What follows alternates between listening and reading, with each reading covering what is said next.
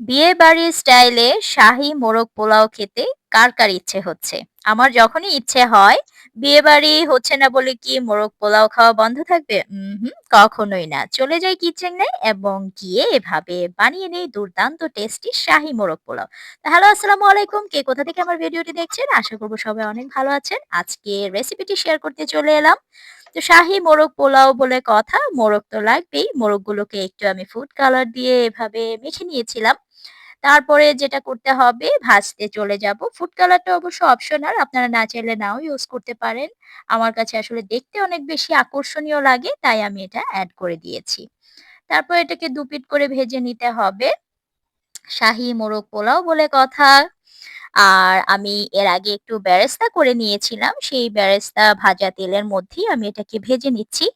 ভেজে দুপিঠ উল্টে খুব ভালো করে ভাজতে হবে। তবে একেবারে যেন ড্রাই না হয়ে যায়।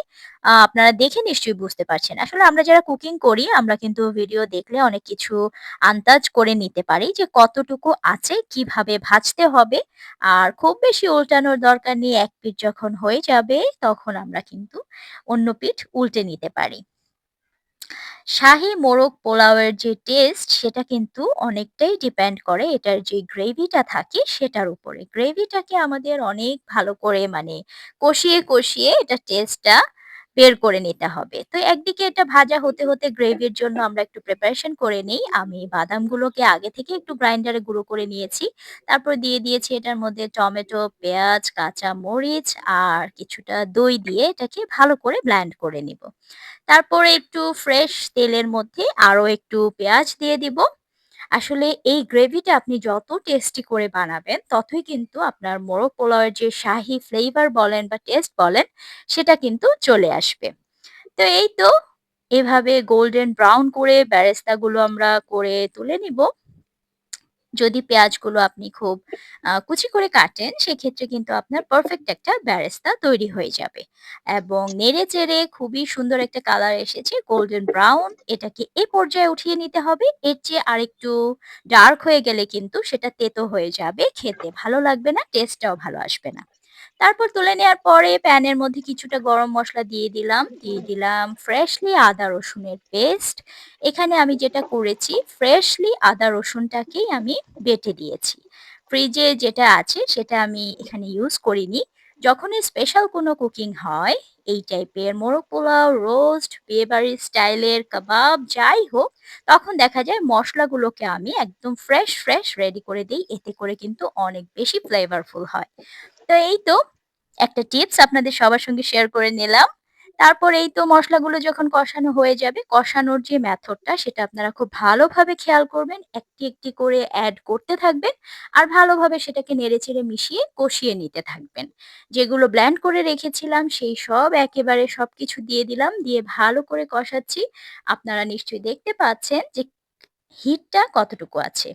তারপর দিয়ে দিলাম জয়ফল, জয়ত্রী গুঁড়ো, জিরে গুঁড়ো, ধনে গুঁড়ো আর একটা স্টার অ্যানিসও গুঁড়ো করে নিয়েছিলাম। সেগুলো সব এখানে এড করে দিলাম গুঁড়ো মসলা হিসেবে। গরম মসলা গুঁড়ো এভরিথিং। তারপর লবণও দিয়ে দিয়েছি। দেখুন তেল ছেড়ে আসছে।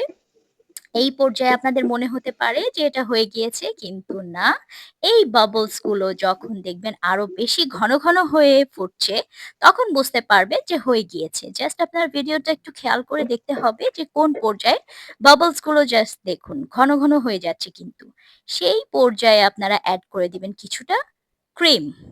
ফ্রেশ ডানো ক্রিম যেটা আছে সেটা আপনারা যেকোনো সুপারমার্কেটে পেয়ে যাবেন।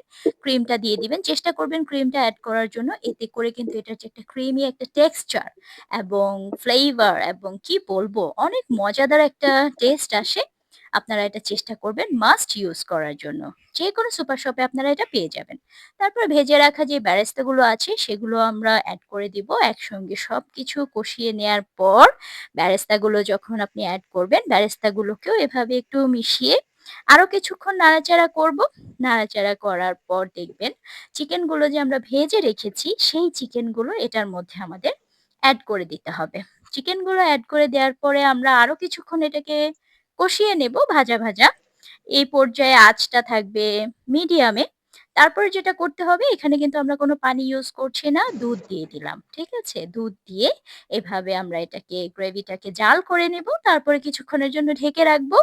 আরেক চুলায় পোলাও আমার হয়ে গিয়েছে। মোরগ পোলাও বলেছিলাম। তারপর চিকেনগুলো হয়ে গিয়েছে। এই তো একে, একে বিছিয়ে দেওয়ার পর উফ! এই গ্রেভিটা যা টেস্টি হয়েছে কি বলব।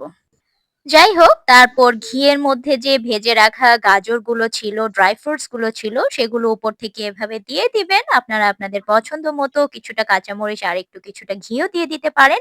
ব্যাস হয়ে গেল। দমে রেখে দিবেন ১৫ মিনিট। তারপর এনজয়!